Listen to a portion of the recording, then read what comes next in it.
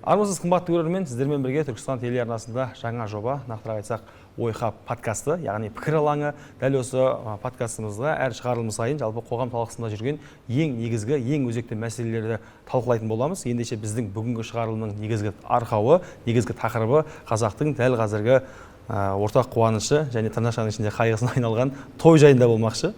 Өйткені той жасау, тойға бару, әркімнің болсын, кім-кімнің болмасын, жалпы мәселесіне айналды десек жаңылмаймыз. Сол үшін бүгін студиямызға арнайы дәл осы салада ерекше тәжірибесі бар, қаншама жылдық еңбек өтілі бар, Түркістан қаласында туып өсіп, бүгінде бүкіл Қазақстанға танымал асабалардың бірі Күмісбек Рахымбек мырзаны шақырып отырмыз. Рахмет. Қош келдіңіз.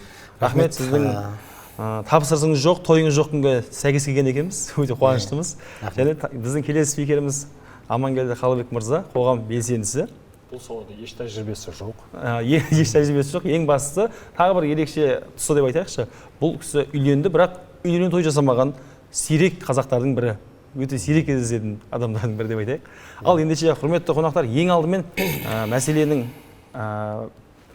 ең алғашқы кіріспесін арыдан бастайықшы. Жалпы өзіміздің дәстүрлі қоғамымызда той жасау мәдениеті енді жасыратын жоқ. Ол қаншама ғасырдан бері бабадан ұрпаққа жалғасып келе жатқан өзекті мәселелердің бірі. Дегенмен, мынау енді жаңа заманның тойына оралайық. Енді тарихына үңіле берсек, оның шегі жоқ болар. Дегенмен, Күмісбек мырза, жалпы таныстырып өтейікші. Ең алдымен неше жылдық тәжірибеңіз бар, асабасыз? Мынау енді біздің Түркістан телеарнасынан алғаш болып ашылып жатқан ойқап бағдарламасының бүгінгі мынау тұсаукесері екен. Естіп жатырмыз, құтты болсын. Жаңа бағдарламаларыңыз және де мынау ең алғашқы бағдарламаны осы қазақтың кереметтей тойынан бастап отыр екенсіздер. Иә. Жалпы жаңа сұрақ. Бүгін сіздің тіліңізбен айтқанда бүгін бізде беташар. Беташар. Тұсаукесері. Енді сұрақты былай жасайықшы бірден.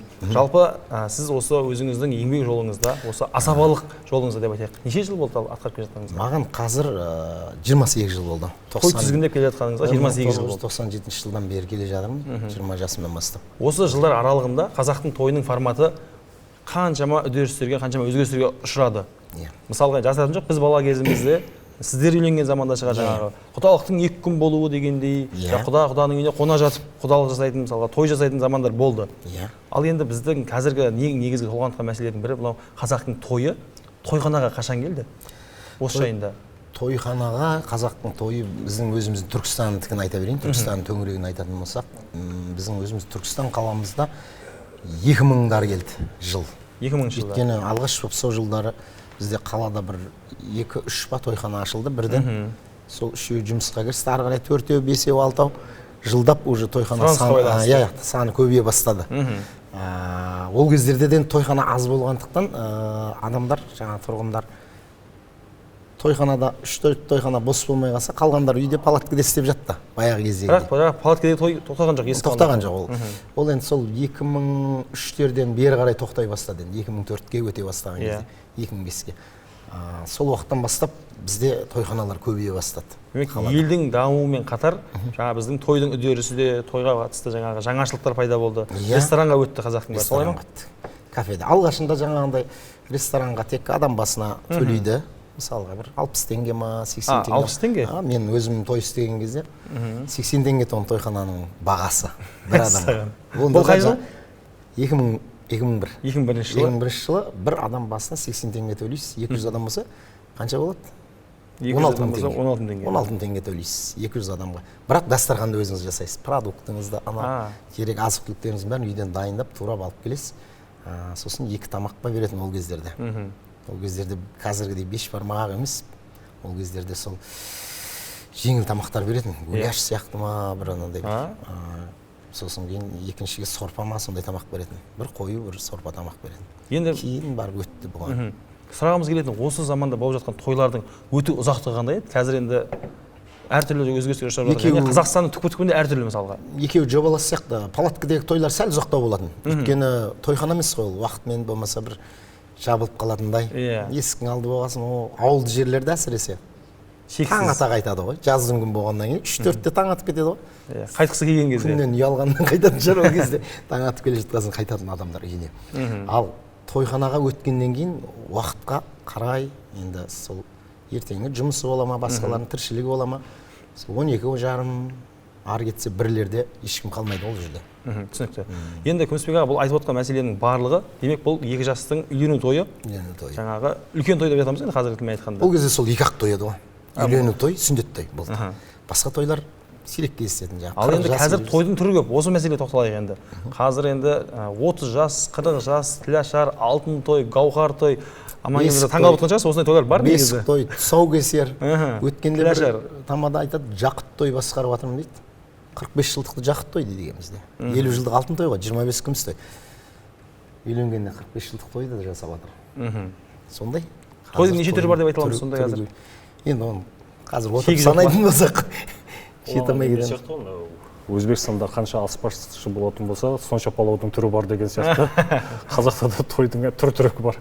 Қанша тамада бар, сонша. Құдалықтың өзі бір үлкен той. Бірақ мен сол тойлардың ішінде құдалықты өзім бірінші орынға қоямын, себебі нағыз, дәстүрлі, ешқандай ұлттан мемлекетте жоқ, тек қазақта бар. Сосын ұрпақтан ұрпаққа жалғасып келе жатқан, оның киіт қою мәселесі бар, басқа кәдесиі бар. Енді кәдімгі нағыз жаңағы ешқандай қаймағы бұзылмай келе жатқан нағыз той, мен ойлаймын құдалық той деп ойлаймын. Өйткені құдамен жақын танысасың, жақын араласасың. Тойда 300-400 адам керек болса үйдің егесімен басқа 300-400 адамдар амандасамай кеткен жағдайда болады ғой. Қол алсамай кеткенше. Тойға келді, видеодан көре салдық, ертеңіне мынау пәленше келген екен ғой тойға деген сияқты. Той анасын беріп кетті, болмаса той сандыққа салып кетті. Бұл сондай жағдайлар болып жатады. Ал құдалықта рахат, 40 адам, 50 адам ары кетсе, 30 адам болуы мүмкін. Бір дастарханның басында жақын танысасын, туыстық қатысын білесің, кімнің кім екенін танисың. Оның өзі де бізге қазір уақыт аздық қылып жатыр. Өйткені құдалықты да тойханаға ауысып кетті ғой қазір. Үйде істемейтін болды, кафеде болады. Күмісбек аға, осы жерде бір сұрақ қоя салайын сізге. Жаңа айттық қой, құдалықтар 2-3 күнге созылатын замандар болды, неден қысқарды бұл, қай кезден бастап? Бұл да сол 2001-дің көктемінен апрельде мен бірінші рет сол бір күндік құдалық басқан 2001-ның апрелінде қателеспесем. Сол жылдары? Сол жылдары бұл бір күндікке ауысты 2001 жылдан бастап. Бірақ арасында бірен саран болып жатты. 2 күндіктер, бірен саран енді. Алыстан келген құдалар болса деген секілді. Сөйтіп барттан бәрі бір күндікке өтті. Одан кейін бір күндіктің өзінде де енді қараңыз, баяғы 7-8 үй аралы тоқтаған жоқ. 7-8 үй? Бір күн болса да кемі сол үйден кейін тағы 2-3 үйге кіріп шығатын жағдайлар болып жатты. Сөйтіп ол енді қысқара келе үйден кейін бір кафе болатын болды. Ағайындар бір жерге күтіп жіберетін болды. Нағашылар бір жерге 3-еу, одан кафеге көшті. Кеше карантин болды 2020-да. Содан кейін барып екінші жер қысқарды, тек бір-ақ жерде болатын болды құдалық. Демек біз қазақтың тойын енді жалпы сіздің тәжірибеңізге сүйене отырып жіктеп жатырмыз ғой. Әртүрлі тойдың тақырыбына байланысты, мазмұнына байланысты. Және осы карантинге дейінгі, карантиннен кейінгі тойлар деп бөле аламыз ғой. Осы жерде үлкен бір өзгеріс болған сияқты. Өзгерісі жаңағы ғой, қысқарды. Уақыты. Құдалықтың уақыты қысқарды. Сосын кейін жаңағыдай көбісі кафеге ауысып алды қазір. Бұрын үйде бола беретін құдалықтар. Қазір үйде де болып жатыр. 100 той болса, соның 95-і кафеде ма қазір? 90 дей берші. 90 үйде болып жатыр. 20 үйде 80 кафеде болып жатыр, мысыл ойып отыр. Сосын бір күнде болып жатыр, байқайсыз ба? Құдалық, той, беташар. Бұл бір жағынан дұрыс сияқты. Бір жағынан ұзақтан келетін қонақтарға өте ыңғайлы. Мысалы, сіз той жасап жатсаңыз, Шымкенттен, Алматыдан, алыстан келетін, Қызылордадан келетін қонақтарыңыз болса, ол кісілер жаңағындай сол күні ерте келеді, 11-де құдалыққа да қатысады, беташар тойға қатысып, түнде үйіне қайта береді. Баяғыда қона жатпайды. Бұл енді жалпы тойдың сипатын Күмісбек ағамыздың тәжірибесінің арқасында жалпы енді ақпарат біліп алдық, Амангелді мырза.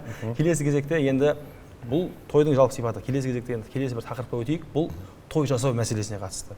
Енді ортамызда Амангелді мырза, енді жаңа айтып өттік қой, таныстырған кезде де бұл кісі той жасаған, үлкен той жасаған жоқ, үйленді, дегенмен одан да пайдалырақ бір тұсын көрді деп айтсақ болады. Сөз өзіңізде? Негізі оны айтпастан бұрын мен мына бір нәрсеге назар аударғым келіп отырмын. Яғни сіздер сұрақ жауап алмасып отырған кезде баяғының тойлары деп бір ностальгиямен айтып отырсыздар. Баяғыда мынандай еді, жаңағыда ауылда болатын, аулада палаткаларды құрып қойып деп сияқты кілемдерді іліп, өзіміз бала күнімізде көрдік қой бәрі. Әрине оның романтикасы бар. Бір қызығушылық кейде сағынасың онда. Бірақ маған назар аударатын екі тұсы бар. Біріншісі, бізде мына енді бәріміз кеңестік дәуірден шықтық қой.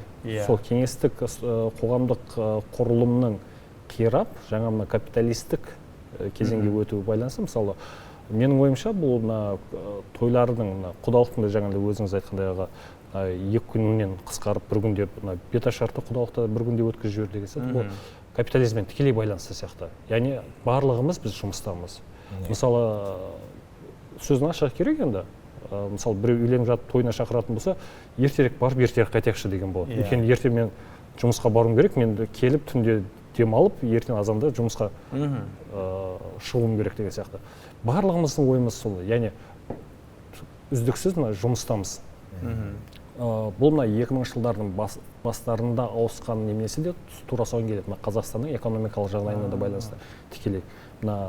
Мұнайдан, газдан түсіп жатқан экспорттан келетін біздің ақша елде халықтың әлеуметтік экономикалық жағдайы сол 2000-нің бастарында ауыса бастады.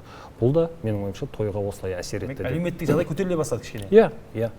Және бұл той саласының капитализациясына да тікелей әсер етті. Яғни той ол өз алдына экономикадағы бір сектор ретінде, бір индустрия. Яғни бұл той саласында түрлі қызметтер, жаңағыдағы 9 дейді, 9 ме? Қалай аталатын еді? Енді өздеріңіз жақсы білесіздер. Кәдесый дейді. Енді мен бұл саладан алыс болғаннан кейін енді нақты біле бермеймін, оны жағдайды біз анамыз шешетін еді, содан кейін айтады. Яғни 9 дейді, басқасы дейді, түрлі сыйлары бар. Егер базарға баратын болсаңыздар, арнайы жаңағыда орындар бар. 9-ға тек қана сонымен айналысады. Немесе шілдехананың заттары басқа неме. Яғни индустрия былай, бұл сала ары қарай бөлініп жекеленіп жатыр. Кәсіптің жаңа түрлерін пайда болды. Бұл кәсіби салаға айналып жатқан көреміз. Бұл бірінші жағы. Екінші жағы тағы да бір қызығы, әрине біз ерлер болғаннан кейін біз 2 күн тойлайтын едік, таң атқанша тойлайтын едік, сағынышпен айтамыз, бірақ бұл қысқарту жағынан мен мына жағынан қарағым келеді. Маған бұл сол әулеттің келіндерінің жеңісі ретінде көрінеді. Өздеріңіз ойлап қараңыздаршы, 2 күн қонақ күту. Ол әулеттің келіндері үшін қандай еңбек. Менің ойымша бұның өзгеруінің артында тұрған әйелдер ма? Сол әулеттің келіндерінің кішігірім революциясы сияқты. Әрине, шынымен де ол жерде қызмет жасау. Енді мүмкін солай шығар, мүмкін олай емес. Бірақ маған солай көрінеді. Ал кім ыдыс жуады, кім тамақ істейді деген сияқты. Өйткені біз ерлер болғаннан кейін біз қонақ күтеміз, басқасында жүреміз, оның арт жағында көрінбей тұратын майда жұмыстар. Майда. Орасан зор, өте үлкен көлемдегі жұмысты біз көре бермейміз. И сол уақытта, мысалы, аналарымыз сол кезеңде әулеттің келіндері болған көзге көрінбейтін қанша қыруар жұмыстары сол кісілердің иығында өтті. Ол үшін бүкіл Қазақстандағы біздің аналарымызға рахмет айтып қою керек шығар, қазір мүмкіндікті пайдалана отырып.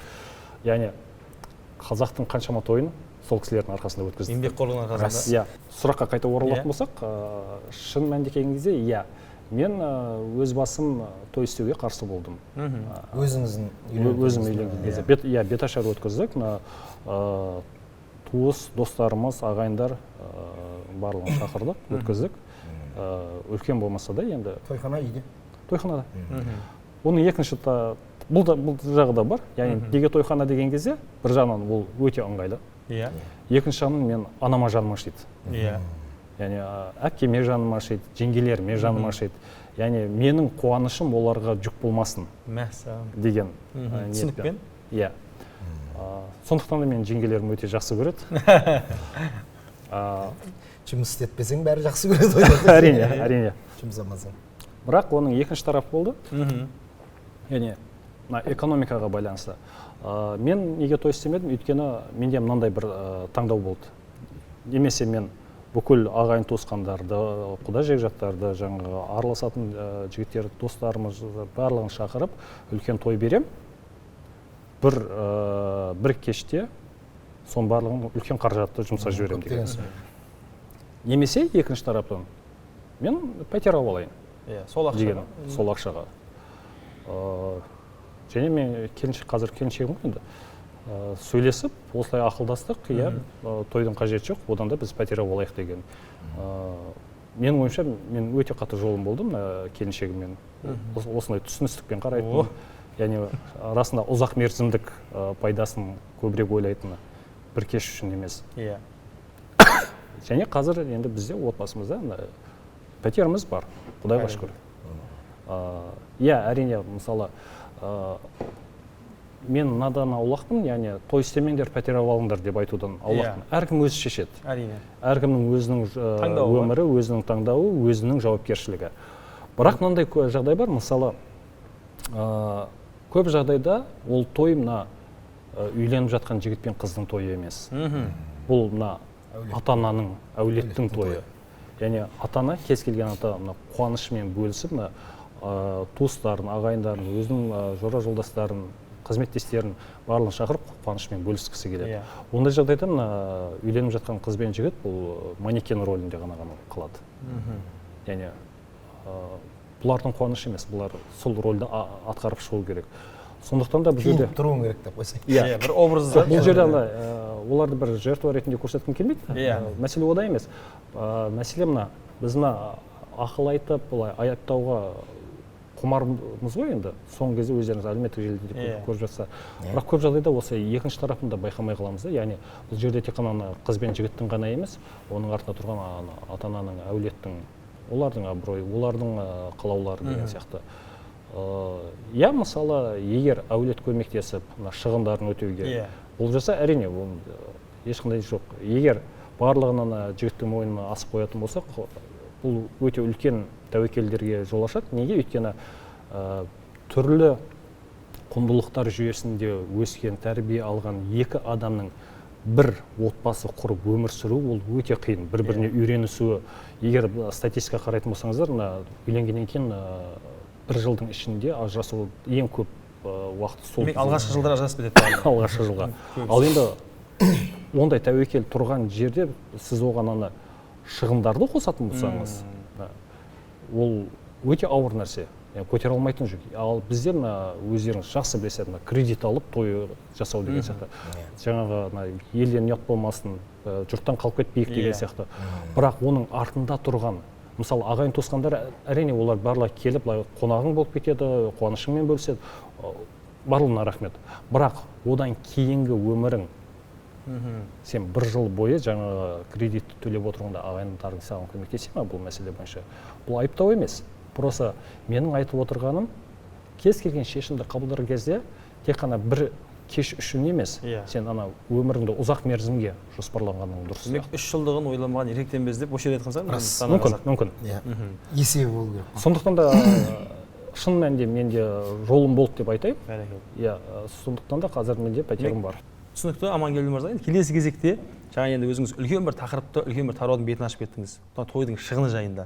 Енді Күмісбек аға осы саланың қазанында қайнап жүрген азамат ретінде енді өзіңіз тәжірибеңізбен бөлісе отырып айтайықшы. Мысалға жасыратыны жоқ. Қазіргі таңда кім той істесе де барлығы ойлайды. Ойымызға келетіні сол бірінші шығындан той жасап жатыр екен ғой деп ойлаймыз. Ал енді жаңа сіз мысалға 96 жылдары, 90 жылдары, 2000 жылдардың басында болған тойларда той істеген әулет дәл осындай шығынға батады деген түсінік бар ме еді? Немесе ол кезде тойдың сипаты қандай, тойдың шығындары жайында айтып өтсеңіз. Ол кезде негізі Қазақстан 91 жыл, 92 жыл егемендік алды ғой. Қазақстан егемендік алғаннан кейін енді ол кездерде қиын болды халықтың жағдайы. 90 жыл теңге ауыстына, бірде 94, 95 осы қиын кездер болды. Ол кездерде халықта ақша аз, тойға адамдар білмеймін енді 200-500 теңге апаратын шығар жобамда. Сосын ең басы көбіне мал апарады.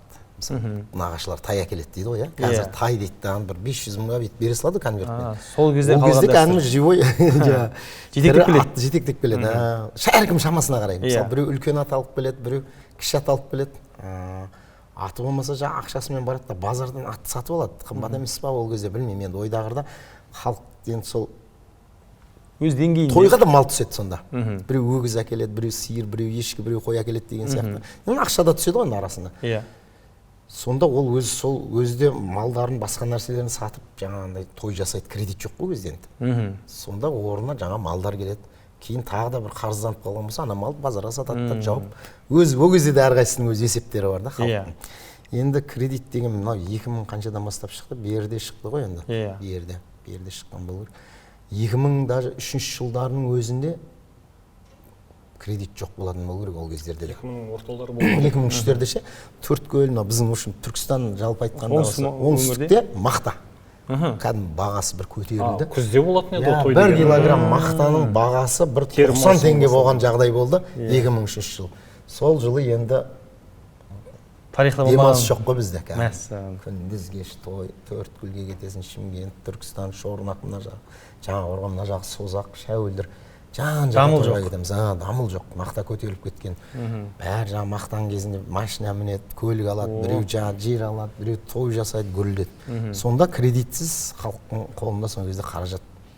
Кейін мақтаның бағасы 2004-тен бастап түсіп кетті. Одан кейін жаңағындай шаруашылықтарда білмеймін енді баға төмендеп кеткеннен кейін ба, енді кредиттер сол кездерде шықты ау деймін. Жоғада 2004-2005 жылдар басталды. Содан кейін кредит алып тойда істеуді де сол кезден басталған болу керек енді жобамда. 2005. Бірақ мен өзім 2013 жылы 2 балаға сүннет той істедім. Ол кезде мен кредит алмадым. Мен де дайындалдым жаңағындай. Сол кездегі шығыныңызды есептеу керекші, сол кездегі шығындарыңызды. Мен ол кезде шығыным 400 адам болды. 400 адамға ол кезде тойхана 180-200 теңге ма сондай адам басына. Дастархан өзің жасайсың. Мына бір 700 мың теңгедей шығын жасаппын 400 адамға. Өз қалтаңыздан? Өз қалтамнан. Жылқы бәрін қосқанда етін анау.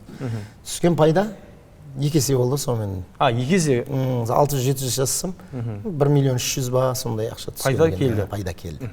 Ал енді осы былай жасайықшы. Той өзін қай заманнан бастап ақтамай бастады? Бұл 2010 жыл болған тойдағы жағдай. Ақтамау деген нәрсе бар ғой. Былай қарап отырсаң, адамның өзін жүріп тұруына байланысты секілді. Өйткені сіз біреуге 50 мың алып барсаңыз, ол да тойыңызға 50 мыңды алып келеді. Кейбір адамдар болады, мысалға сіз 2010 жылы біреудің тойына ол кезде 5 мың стандарт жақсы. Қазіргі 50 мың апарады көбісі. Ол кезде 5 мың теңге деген мықты ақша. Менің тойымдағы есептесем, әлі үйде бар, по-моему, блокноттар. Кімнің қанша берген жазылды ма? Сода көбісі 5 мың әкен, 5 мың деген қырғын ақша. Ал енді 2010-да болды ма той, сен енді 7-8 жыл той жасамай кеттің да, 2018 жылы бір той істедің. Балаңды үйлендіріп, өзің бір қаржат. Сол 5 мың сен апарғасын оған. Сол кезде де сол, баяғыда маған 5 мың әкеліп, 5 мың әкелсе, онда сен шығынға батасың. Ол кезде нарық басқа. Инфляция болып кетті, нарық өзгерді ғой. Ол енді 10 мың әкелсе болады ол кезде. Сондықтан сондай нәрселер бар да бұл жерде. Өзің жүріс тұрсың, апарған әкелуіңмен байланысты да. Мен енді өзім бір 7-8 жылда бір рет той жасаймын, шынын айтқанда. 10 жыл ма, 7-8 жылда ма. Мүмкіндігіңізге жыл сайын той жасай бермеймін. Не үшін жасай бересің? Себеп керек. Себеп керек. Анамнан жасай берсең жұрт елді айтады ғой, мынау басқа нәрсе таппай қалма, или тойды бизнеске айналдырып жүрген ба деп. Солай ойлайды халық ше. Мүспей аға, енді бұл сіздің түсінігіңізде жалпы өзімізде той мәселесіндегі ең негізгі стандарт мәселелер ғой. Жаңағы дастарханы тойдың көпшіліктің алып келген сыйақысы деп жатырмыз. Ал енді келесі кезекте былай жазайықшы, қазақтың кредитпен жасалатын тойларында мынау көбірек өнерпаздың көбеюі, түрлі өнерпаздардың пайда болуы, немесе біз бұрын соңды көрмеген жаңағы өнер иелері деп айтайық, бәрі енді тырнақшаның ішінде. Сондай бір қосымша қызмет көрсететін мамандар көбейіп кетті деп айтсақ болады ма қалай? Жаңағы тойдың түрі де көбейіп кетті деген секілді. Енді осы тұста жасыратын жоқ, қазір енді Қазақстандағы ең табысты кәсіптердің бірі асабалық. Мысалға енді өзіміз құлағымыз естіп жүрген, көзіміз көріп жүрген, мысалға әлеуметтік желі беттерінде көріп жүргеніміз, мысалға елге танымал, оқырманы көп, елге сүйікті болған, тойлары танымал болған кісілердің жасыратын жоқ, 1,5 миллион, 2 миллион алатын асабалар бар. Сондай асабалар бар Қазақстанда. Бар. Сіздің 3 сағаттық, 4 сағаттық қуанышыңыз үшін келіп, ол жаңағы ұшағының, қонақ үйінің билетінен басқа бұл шығындар. Осыны сұрай кетейінші, сіздер салық төлейсіздер ме? Ол қалай рәсімделген? 2000 негізі салық төлеу керек жеке кәсіпкер болды да. 2013 жылдар бізде осындай қозғалды мәселе. Оның алдында да қозғалған бұл. Парламентте де қозғалған болу керек, қателеспесем. Бізде енді қалада қозғалып, бүкіл жаңа қалада асабалардың бәрі таныс қой, бізде санаулы асаба бар. Соның тізімін алып, мәдениет үйі арқылы налогқа берілген салықтан маған хабарласты, келіңіздер. Соны бір сәт түсіп барып қойған, ұстап алттан, сіз осындай салық төлеуіңіз керек, асабасы деді, болды дедім. Мен қашпаймын дедім да. Сол жерде ИП дейді ғой жаңа, жеке кәсіпкерлік билет берді. Ол кезде мынандай билет беретін еді, қазір компьютермен тіркеп қоя салды. Кәдімгі суретім жабыстырып, бұл да студенция қолыма берді. Куәлік ретінде кәдімгі? Кәдімгі кәсіпкерлік куәлік берді қолыма. Сол 2010-нан 17 жылға 7 жыл бойы мен салық төлеп отырмын. Қанша төлеп отырмын? Олар өздері есептеп шығарады. Бір кварталға мысалы 13 па 14 мың ма теңге шығарады 3 айға да бір кварталға. Сонда бір 6 мыңдай ма мен пенсионкіме түсіп отырады екен. Пенсионный фонд жаңағыдай зейнетақы қорына. Қалған жаңағы үкіметке түсер ма сондай ғой салық ретінде. 2017 мен Алматыға көштім, пропискам бәрі ауысты сол жаққа. Сол кезде мен барып налогқа барып жауып кеттім жеке кәсіпкерлігімді. Мен Алматыда болдым, 7 жыл балаларды оқыттым. Мен былтыр келдім ғой Түркістанға, бір жыл болды, 1 жылдан асты ғой. Қайтып келдім, үй салып осы жақта қайтып орналастым. Ал салық төлем мәселесі? Салыққа тіркелген жоқпын әлі. Маған салыққа тіркел дегенде ешкім талап еткен жоқ. Талап еткен жоқ. Ол сала негізі менің таңғалатыным андай оборот қаржының ауқымы белгісіз ғой. Иә. Оны қалай біледі, оның қанша суммадан қанша салық төлеу керек, ол да белгісіз. Бұны регуляция жасаудың жолдары қалай болады, қандай инструменттер? Оны негізі мүмкін емес сияқты көрінеді. Экономистеріміз салықтағылар есептеп шығарады негізі, шығарамыз. Бірақ енді бұл қазір қолға алынып, үкімет талап етіп жатқан жоқ. Иә? Енді нақты ондай бір дәл нақты сондай ақпарат талап етеді. Талап еткісі келеді менің ойымша, бірақ нақты механизмдер жоқ. Үкімет қалай іске асырады деген. Иә. Енді Күмісбек мырза, осы жерде сіздің өзіңіздің енді әріптестеріңіздің райдерін сұрайықшы. Сіз өзіңіз танитын немесе көзіңізбен көрген ең қымбат Қазақстанда кім екені маңызды емес, асабалардың қызметінің ақысын айтыңызшы, ең қымбаттарын. Ең қымбаттары ма? Қазақстанда, елімізде. Сол 5 миллионнан басталады алды. 5 миллионға 5 миллион теңге берсеңіз. Бір кешке 5 миллион. Атақты кәдімгі телевизорда жүрген мықты шоумен асабалар сондай алады. 2,5–1,5 миллионға дейін. Былтыр 1 миллионға келіп жатса, биыл 1,5 миллионға келіп жатыр. Анау несі көбейген сайын атын еді жаңағы.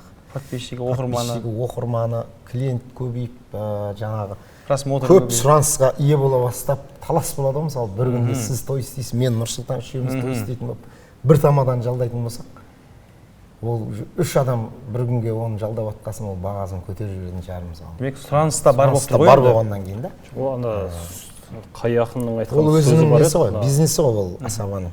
Сұлу қызды көргенде ақылды қызға жаның ашиды деп сөз бар еді. Сол сияқты мыналарды көрген кезде қарапайым жұмысшыларға жаның ашып кетеді. Әрине.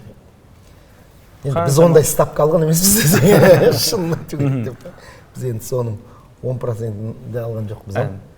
Енді осы жерде Күмісбек мырза тағы бір ақпаратты бөлісе кетейік. Негізі Түркістан, өзіміздің оңтүстік өңірі, Қазақстанның өзге өңірлерімен қарағанда, жалпы тойды былай қойғанда, енді тойдың ішінде Амангелді айтпақшы, қаншама кәсіпкерлер отыр сол тойдың айналасында өзінің күнін көріп деген сияқты бизнес жасап. Жалпы басқа өңірлердің нарқымен салыстырғанда бізде арзаншылық бар. Салыстырмалы. Ал енді осы арзаншылық асабалар арасында қалай? Асабалардың қызмет ақысы туралы. Қызмет ақысы туралы ма? Енді мен ойлаймын, қазір алды бізде сол біздің өзіміз местный асабалар, шоумендердің алды сол бір 200-ден шығып атқан шығар деп ойлаймын. 200-150-дің төңірегінде шығар деп ойлаймын. Мен енді өзім тойға қазір тойды азайттым. Мен енді жалпы жас 70-80 жас өзімнің жасыма лайық орталарға барамын. Құдалық, сосын тойдың алдында бет ашар деген сияқты. Жалпы қаладағы асабалардың бағасы өзге өңірлермен салыстырғанда? Иә, негізі арзан ғой Қазақстан бойынша. Біздің Түркістанда жаңа тойханаң да арзан. Әлде, тойханалар әлде арзан. Тойдың қызметі де қатты қымбат емес бізде. Түркістан облыс болған әсер етті ма негізі? Облыс болғаннан кейін әсер етті бәрі. Қаншалықты? Неге әсер етті? Енді нарыққа әсер етеді ғой. Облыс болғаннан кейін қымбаттады ғой. Иә, жан-жақтан келді, халық көбейді. Халық көбейген соң талап көбейеді. Бірақ талап көбейеді, қызметтің де нарық көтеріледі ғой. Нарық көтеріліп жатыр, бірақ сапасы көтерілуде ме? Өйткені мысалы қазір қарайтын болсақ, өздеріңіз білесіздер ғой, әлеуметтік желілерде қарап жатасың, тойда болып жатқан дөрекі бір дарақ ойындар былай көрген көз алады. Шынымды айтатын болсам, маған ол андай неменің асабаның тарапынан бір ақаулық деп өзім солай бағалаймын. Өйткені асаба ол келген қонақтарды қадірін түсірмей шығарып салу керек. Егер ондай бір дарақы ойындарды өткізетін болса, ол асабаның көргенсіздігі. Мен үшін солай көрінеді. Және оның әлеуметтік желіде ойбай мынаны қараңдар масқара деп бөлісіп жатыр, бұл да дарақылық. Яғни мүмкін асабалардың арасында бір мектеп ашу керек па? Дұрыс айтасыз.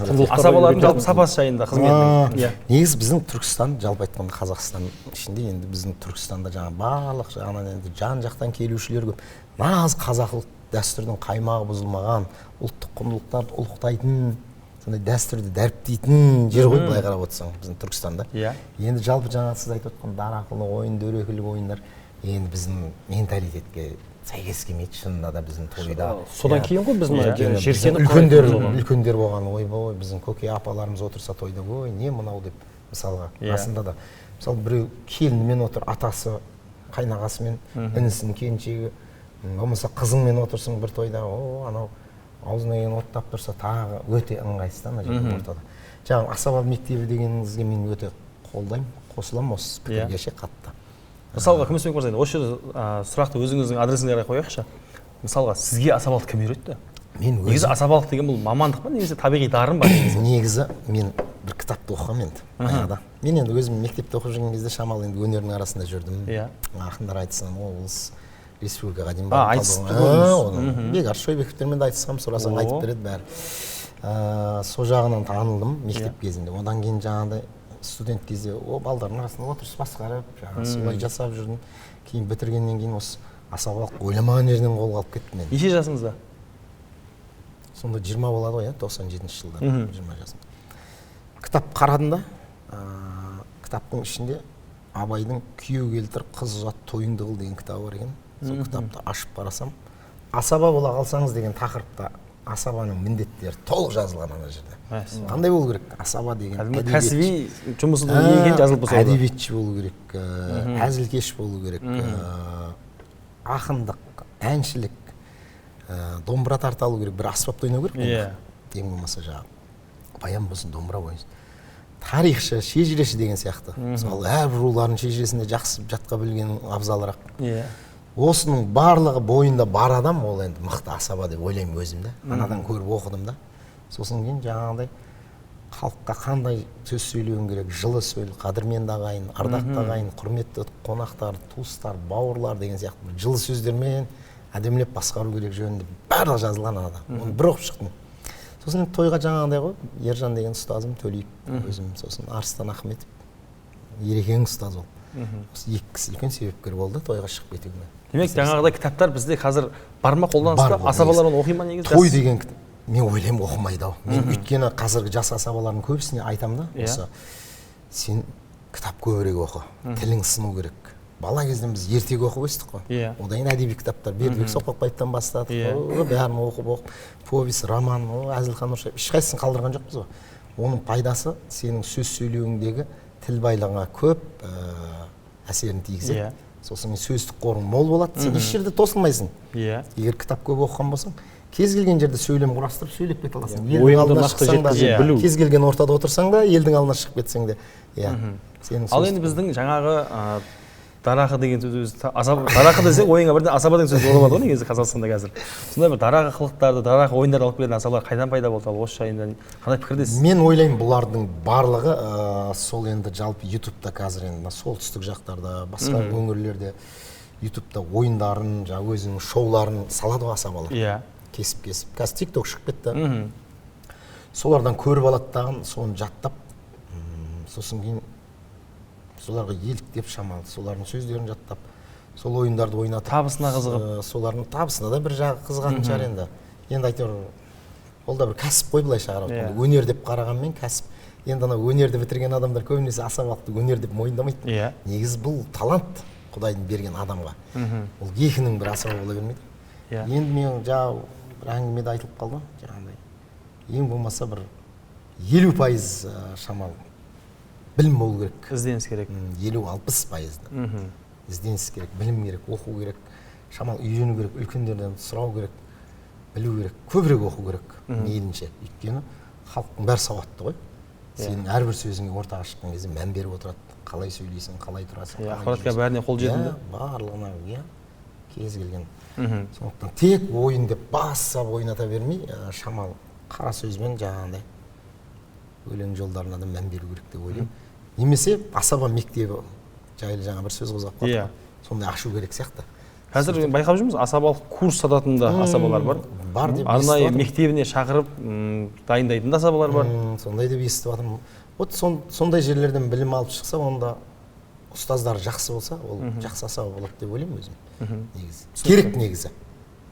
асабалық мектеп керек. Жинау керек, жету керек, дайындау керек. Түсінікті. Енді келесі кезекте бұл енді той мәселесіне біз енді өзіміздің осы оңтүстіктің көзқарасында жалпы өзіміздің қазақ түсінікте қарап отырмыз ғой. Келесі кезекте енді мынау дәл осындай той секілді екі жастың бас құрауын үлкен көлемде атап өту негізі бұл бүкіл халыққа, жер бетіндегі бүкіл ұлтқа тән дүние. Енді бізден өзге барлық халықта бар десек болады. Екі жастың бас құрауы, үйлену бұл барлық жерде аталып өтіледі. Жай ғана әртүрлі көлемде. Біз секілді 500 адаммен атап өтуге болады, 1000 адаммен атап өтуге болады, немесе өзіңнің жақындарыңмен 50-60 адаммен деген секілді. Енді біздің көршілес айырқалпақ ағайын, қырғызстандық бауырлар деп айтайық. Бүкіл дәстүр дағдысы бізге келеді ғой, енді өзімізге ұқсас. Мысалы, олар енді мемлекеттік деңгейде қарастырып жатыр. Тойға реформа керек. Той кешкі сағат 10-да бітуі керек деген секілді. Мен осы жаңа үлкен бір реформа жасайық, жаңағы тойдың шығындары жайында, тойдың өту ұзақтығы жайында және асабалардың табысы жайында, қызметінің ақысы жайында реформа керек деп жатыр. Енді осы тұрғыда айтайықшы, тойдың өтуі, тойдың ұзақ болуына байланысты, немесе тойдың жиі болуына байланысты. Қандай пікірдесіз? Жалпы негізі бізде өзіміздің Түркістанда 2,5-3 сағат деймін тойдың ұзақтығы. 3 сағат, 3,5 сағат болу керек ары кеткенде. Өйткені 8-де басталса 12-ге дейін бітіп жатыр ғой той. Ешкім қалмайды, даже сағат 8:30-да басталса 11:30-да бітіп қояды, 11-де бітіп қояды, аяқталып қояды деген ғой. Ал енді сіздің ойыңызша ең идеальный деп айтайықшы, жаңағы ең бір тұшымды уақыты қай уақыт деп ойлайсыз? Негізі нешеде басталып нешеде біту керек негізі? 8 десе 8-де басталып 12-де біту керек, немесе бір 6-да басталса 10-да біту керек сияқты. 4 сағат жетеді негізі тойға. Былай да былай бізге. Ал енді басқа өңірлерде, Алматы, Астана жақтарда енді үлкен ожақтарда шынында да 5-6 сағат болады той кәдімгі. 7 десе 7-де басталды ма, түнгі 1-ге дейін ба болады. 8, 9, 10, 11, 12. 5-6 сағат болады. Бізде 2,5 сағаттың өзіне әрең шыдайды халық. Отыра бергісі келмейді. Тезірек тілегін айтып, той анасын тапсырған. Оның үстіне оңтүстік халқында жол жүреміз дейді. Біреу ұзақтан келеді. Жасыратын жоқ, оңтүстік халқының тұрғындарының тойы кейбір асабалардан көп болуы мүмкін. Әрбір күні тойға баратын, бір күнде жаңағы күйеуі мен әйелі екі жаққа барып жатқан тойлар да ондай да отбасылар бар. Бір тойдан шығып, екінші тойға да кіріп шығып жатады. Үшінші тойға кіріп, үшеуіне мен өзім өткен жыл сондай болды. 3 тойға кіріп, той ана беріп шықтым да. Әрқайсысына бір жарты сағат уақытым кетті. Көңіл қимас сыйлас адамдар. Амандасып, үйінесін амандасып бердім да. Анау істеймін, келесіге барып. Сондай болды. Сондай жағдайлар болады.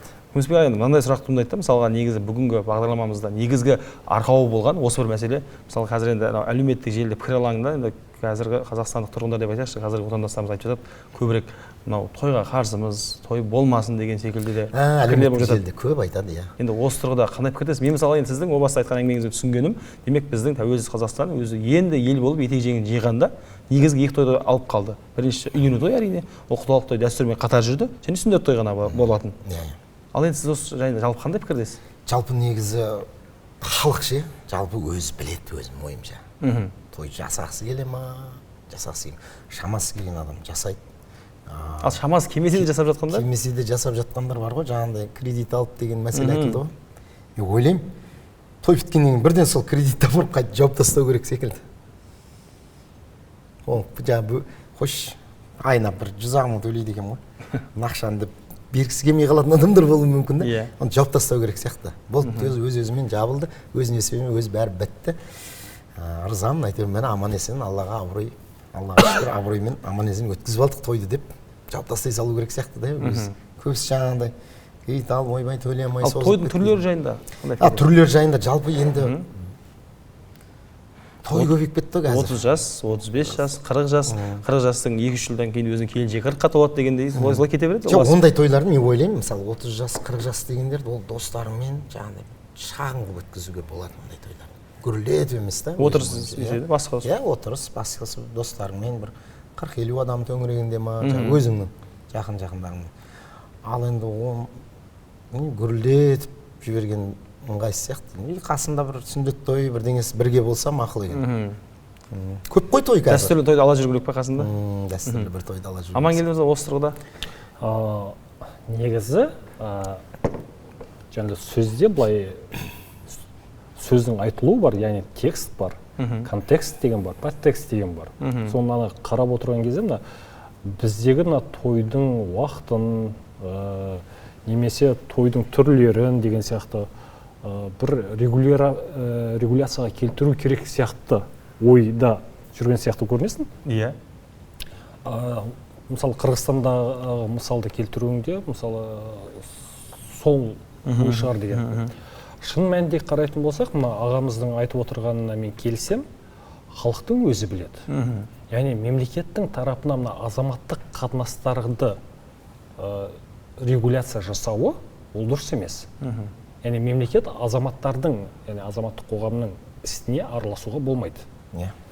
Азаматтар өздері шешеді. Мысалы, біз той беретін болсақ, ағамызбен, біз санамыз бар, ақыл есіміз бар, келісе аламыз ғой.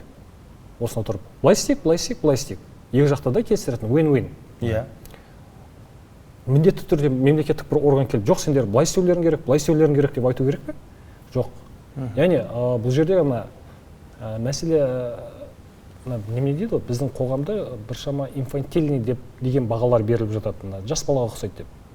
Яғни қалауына қарай өмір сүреді деген сияқты, кішкентай балам тәтті жегім келеді, бұл жылап тұру болады деген сияқты. Солай бағалап жатады. Бірақ бала мен ересектің айырмашылығы неде? Ол жауапкершілікті өзіне ала білуде. Иә, мысалы бізде қазір қоғамда біршама инфантильный болып көрінетін шығар. Өзін қалаумен ғана өмір сүріп жатқан болып көрінетін шығар.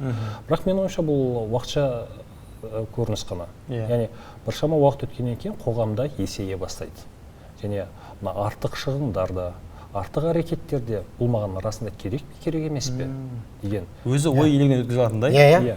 Халық өз сараптайды. Барлығымыз бала болдық, барлығымыз жас болдық, барлығымыз есейеміз. Мысалы, өзімнің бала кезімде ойлап қарайтын болсам, енді шынымды айтсам, я топас болған екен ғой деген ой келеді. Оның барлығы жас өте келе түсіне бастайсың. Қоғамда сол секілді. Бейімделеді, өседі. Біздің Кеңес одағынан шыққанымыз кеше ғана ғой. Өздеріңіз ойлап қараңыздаршы, Кеңес одағы үлкен атеистік мемлекет. Жұмысшылар мен шаруалардың мемлекеті атеистік. Үлкен надлом болды да, ол жерде дін де келді, дәстүр де келді, басқасы да келді, және аяқ астынан қоғам өзгере бастады. Біздің қалаларымызды қараңыздар, ауылдарымызды қараңыздар, өзгерісте шын мәнінде қарайтын болсақ, тарихи тұрғыдан қарайтын болсақ, айналдырған 20 жылдың ішінде, тәуелсіздік алғаннан кейін 20 жылдың ішін қарайтын болсақ, ең үлкен өзгеріс сол уақытта болды. Жаңа ұрпақ мүлдем басқаша ойлайды. Яғни біз қоғам ретінде әлі кішкентай бала секілдіміз. Енді оң мен солымыздан ажырап келе жатырмыз. Және бұл жерде мемлекеттің тарапынан бір былай істе деп ақыл айтып, немесе заңмен шектеу қойып, мен өз басым болған қарсымын. Халық өзі шешеді. Иә, қазір түсінеміз, кредит алып, той жасау, қаржылық сауаттылық бұл. Яғни керексіз нәрселер. Бұны түсініп отырмыз бәріміз. Оны жасап жатқан адамның да ол біледі.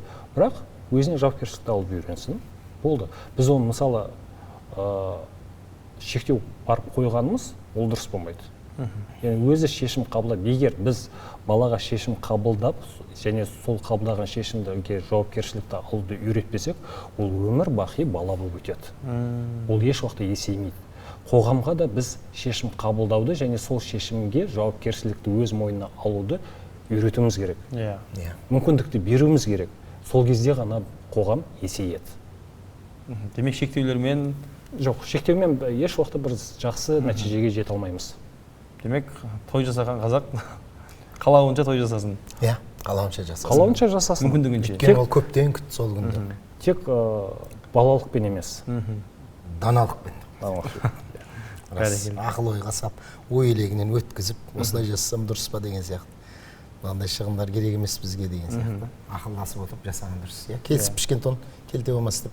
Құрметті қонақтар, бүгін бағдарлама барысында байқасаңыздар, біз енді тойдың жалпы әртүрлі тұрғыдан тек қана бір ғана бағытта талқыладық қой. Енді соңына қарай қорытындылай келе тойдың пайдасын айтайықшы. Енді бір ауыз осы жерде өзіміздің дәстүрінде осындай, енді өздеріңіз білесіздер, қазақ халқы өз қашанда бір қуаныш болса, кез келген қуаныш жаңалық болса, атап өтуге құмар халықпыз ғой негізі, көпшілікпен бөліскен жақсы көретін халықпыз. Енді осы тұрғыда Амангелді мырза, сіздің пікіріңіз маған, енді сіздің түсінігіңіздегі жалпы осы өзіміздің дәстүрлі тойдың пайдасы жайында. Тойдың пайдасын түсіну үшін ең алдымен біздің тойдың о баста философиясына қарауымыз керек. негізгі өзіңіз жаңағыда айтып өткендей кез келген халықта барлық уақытта ол болды той. Неге? Өйткені ол белгілі бір өзгеріс, белгілі бір нәтижені көрсету. Яғни егер екі жас үйленетін болса, бұдан былай біз отбасымыз, бұдан былай біз біргеміз деп басқаларға хабардар еткізу. Жариялау, иә? Жариялау. Яғни кез келген дәстүрлі қоғамдарға қарайтын болсаңыздар, мысалы бойдақ қыз басқа бір жігітпен кездесіп немесе бірге жүрген болса, барлығында кері пікір болады. Кез келген дәстүрлі қоғамдарда сондай. Ол бастан өзі солай болған. Ал енді той жасау арқылы біз бұдан былай біргеміз деп хабарын беру арқылы бұдан былай теріс ойларың болмасын деген секілді. Біз үйленгенбіз деп. Біз біргеміз. Ол хабардар ету, қуанышымен бөлісу, соны бірге өткізу.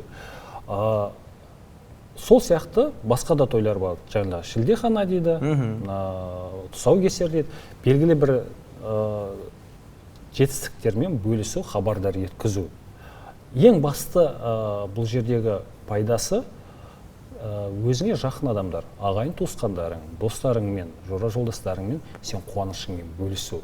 Арадағы әлеуметтік қарым-қатынастарды ұстап қалу.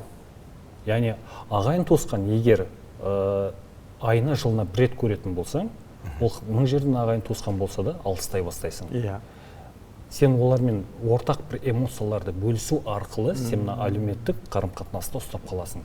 Тойдың ең бізге беретін үлкен пайдасы осы.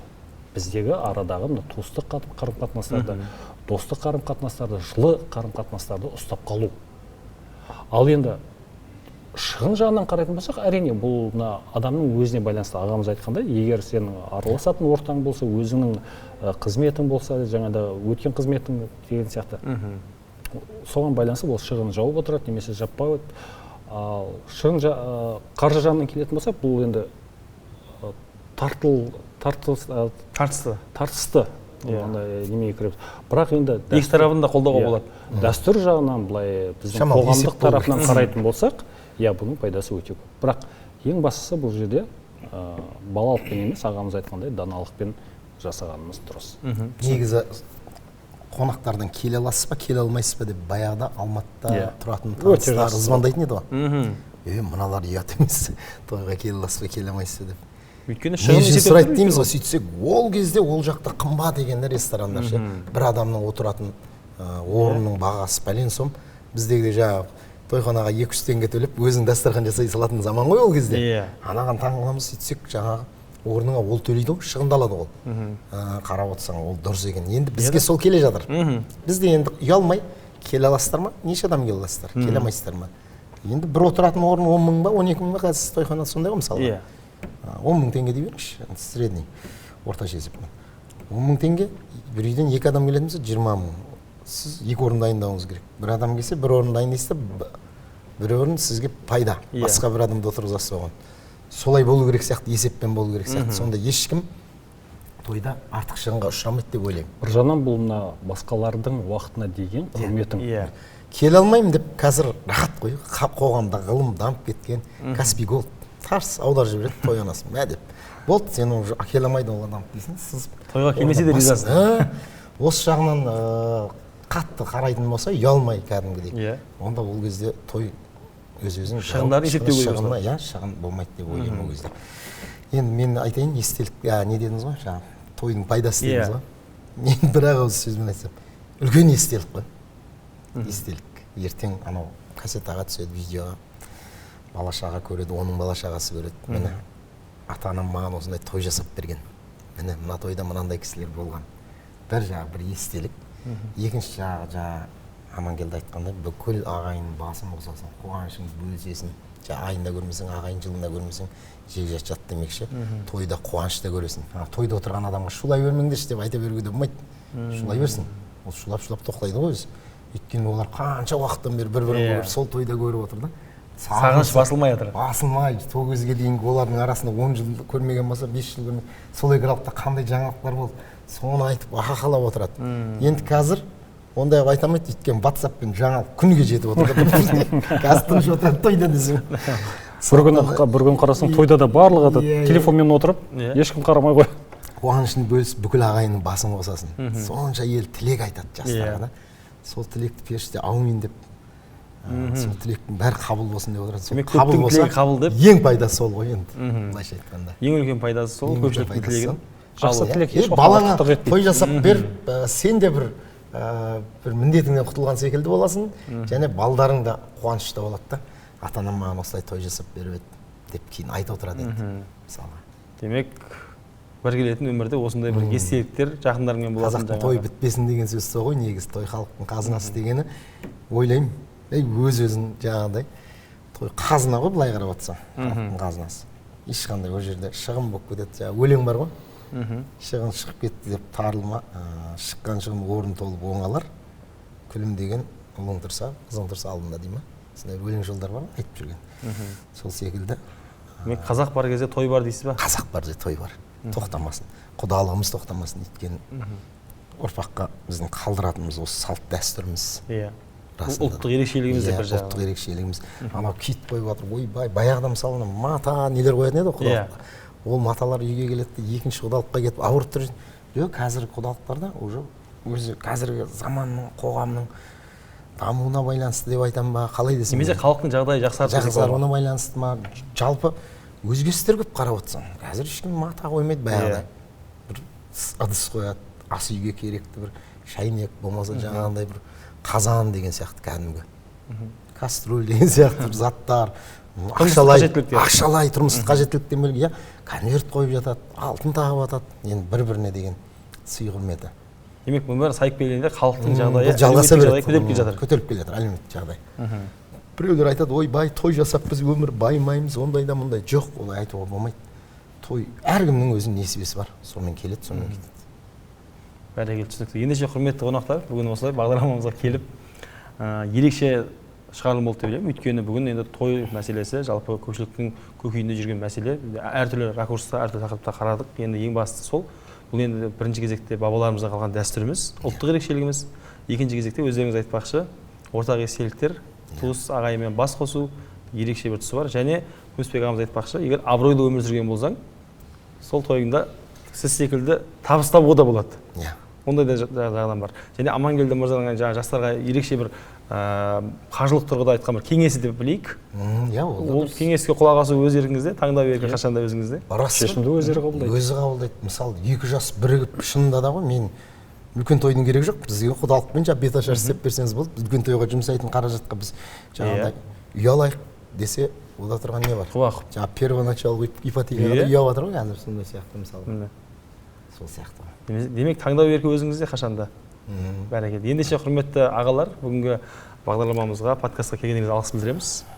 Шақырғандарыңызға сіздерге рахмет. Сіздерге де рахмет шақырғандарыңызға. Ойда жүрген пікірлеріңізді айттыңыздар деп ойлаймын барлығы. Құдай қаласа, бағдарламаларыңыздың қаралымы көп болсын. Рахмет. Ең бастысы тойда жолығайық. Рахмет. Жақсы.